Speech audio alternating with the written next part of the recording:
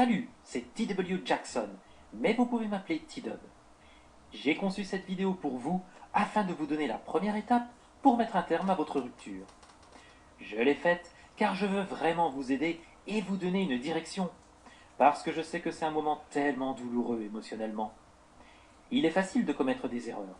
Je suis moi aussi passé par là auparavant, lorsqu'on ne veut pas se réveiller le matin, qu'on ne veut pas sortir du lit, quand chaque chanson à la radio vous rappelle votre ex. Vous allez au boulot et vous mangez aux endroits où vous en aviez l'habitude. C'est si difficile de ne pas faire les mauvaises choses, parce que c'est tellement émotionnel. Donc voilà le but de cette vidéo, et j'espère qu'elle vous viendra en aide.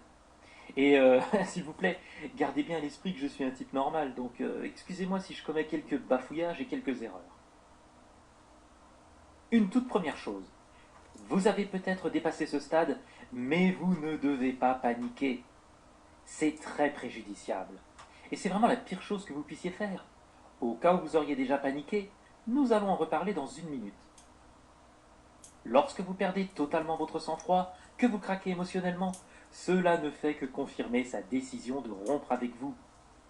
Et bien sûr, cela là où le repousse encore plus loin. Si vous êtes collant, si vous insistez pour passer du temps avec cette personne pour en parler, ça la repousse encore plus loin. Voici quelques signes de panique. Si vous avez fait cela, ou si l'on vous l'a déjà fait, vous allez tout de suite les reconnaître. J'appelle ça le terrorisme par texto. Cela consiste à envoyer une flopée de SMS pour tenter de demeurer dans la vie d'une personne, de se remettre avec elle, de trouver ce qui a pu exactement se passer. C'est l'un des premiers signes que l'on remarque souvent, le terrorisme par texto, c'est ainsi que je l'appelle. Ou bien, il y a encore la bonne vieille communication éthylique. Bon, vous n'avez pas forcément besoin d'être saoul pour faire ce que j'appelle la communication éthylique. Vous pouvez simplement vous trouver dans un état émotionnel intense.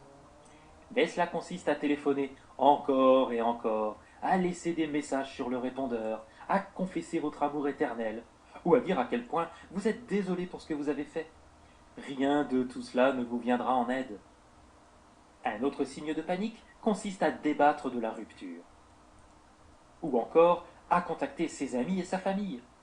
Voilà un point intéressant.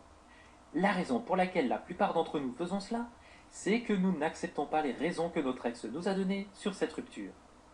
Donc nous pourrions penser qu'il y a quelqu'un d'autre qui patiente en coulisses, ou qu'il existe une autre raison que celle qu'elle ou il nous a donnée concernant la rupture. Mais dans tous les cas, vous ne devez pas faire ça. Enfin, dernier signe de panique, les rencontres fortuites. Celles-ci ne dupent pas vraiment votre ex, et vous savez qu'elles ne sont pas fortuites. Donc ce n'est pas quelque chose que vous devez faire. Donc, si vous ne devez pas faire toutes ces choses-là,